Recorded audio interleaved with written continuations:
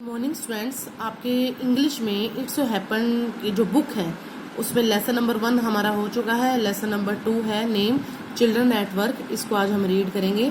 Children यानी उन बच्चों की कहानी है ये जो पढ़ने लिखने की उम्र में पढ़ने की बजाय कोई ना कोई काम कर रहे होते हैं, जैसे कूड़ा उठाना और कबाड़ वगैरह चुगना।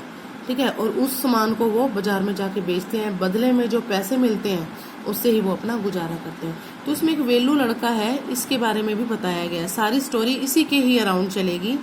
तो इसकी समरी है वो मैंने यहाँ पे तैयार की हुई है, उसी को रीड कर लेते हैं। उसका हाफ पार्ट आज कर लेंगे, हाफ कल कर लेंगे। ठीक है।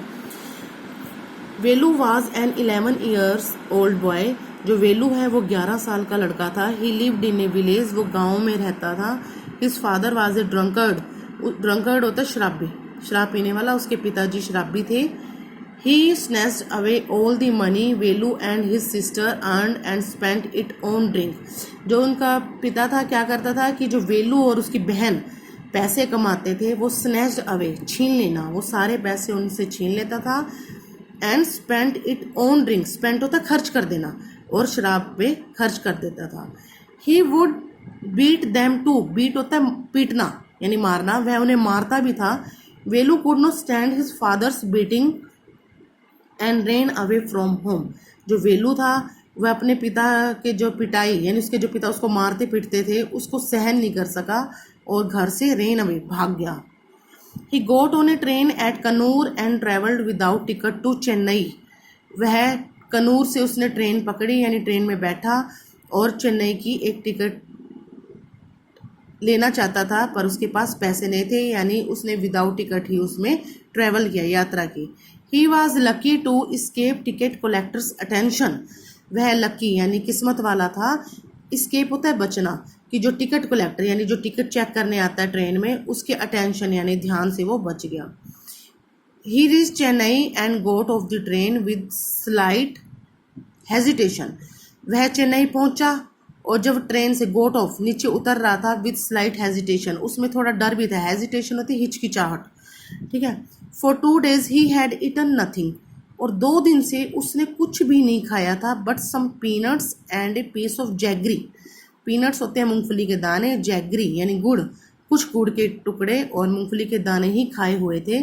सो he was hungry and tired, इसलिए उसे भूख ज़्यादा लगी थी और वह थक भी गया था। He had a small bundle with him in which he carried a shirt, towel and a comb। उसके पास एक छोटा सा बंडल यानी गठरी भी थी जिसमें उसने एक शर्ट, कमीज, टाल यानी तौलिया और कॉम्ब कंघी भी रखी हुई थी। He sat on a bench on the platform putting his small bundle down। वह प्लेटफॉर्म यानी स्टेशन पे प्लेटफॉर्म बना होता है, वहाँ पे एक बेंच बना हुआ था, उस पर सेट बैठ गया और उसने जो अपनी छोटी सी गठरी थी उसको वहीं पे ही रख लिया। He was new to the crowded city of Chennai. वो जो चेन्नई शहर था उसमें बिल्कुल नया था, यानी वहाँ पे किसी को नहीं जानता था। So he did not know where to go and what to do. इसलिए उसे नहीं पता था कि वेयर टू गो कहाँ जाए एंड क्या करे। In the meantime a girl around his own age called him. Meantime का मतलब उसी टाइम, उसी समय एक जो लड़की थी हिज ओन एज, उसी की उम्र की, वो उसने उसे आवाज़ दी। She had a huge sack on the shoulder. उस लड़की ने अपने शोल्डर यानी कंधे पे एक बड़ी सी बोरी, सैक होता है SAC के देखो वर्ड है, सैक यानी बोरी को लटकाया हुआ था। She came to Velu and sat down next to him. वह लड़की वेलू के पास आई और उसके पास ही बैठ गई। She knew that Velu had run away from home. वह जानती थी कि वेलू घर से भागा हुआ है and needed some job immediately. Immediately का मतलब अभी, जस्ट अभी भी उसको कुछ काम की भी ज़रूरत है। But before finding A job he needed food. पर नौकरी मिलने से पहले उसको यानी वेलू को खाने की भी ज़रूरत थी, भूख लगी थी। She asked Velu to come with her. उसने वेलू को कहा उसके साथ चलने को। At first Velu hesitated. सबसे पहले तो वेलू हिचकिचाया क्योंकि वेलू उसको जानता नहीं था। But soon he change his mind and rain after the girl. फिर उसने अपने दिमाग को थोड़ा समझाया यानी बदले अपने विचार और लड़की के पीछे भागा।